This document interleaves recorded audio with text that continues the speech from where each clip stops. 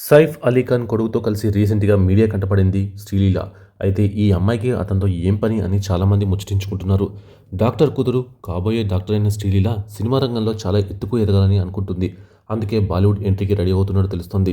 అంతేకాదు ముహూర్తం కూడా ఫిక్స్ అయినట్టుంది. స్త్రీ 2 నిర్మించిన మాడక్ ఫిలిమ్స్ ఆఫీస్‌కు వెళ్ళింది శ్రీలీల.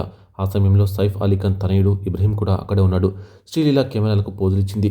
చాలా గ్లామరస్‌గా కనిపించింది. సైఫ్ కొడుకుతో సినిమా చేసే అవకాశం ఉన్నట్టు తెలుస్తోంది. ఇప్పుడు శ్రీలీల దగ్గర 5 సినిమాలు ఉన్నాయి.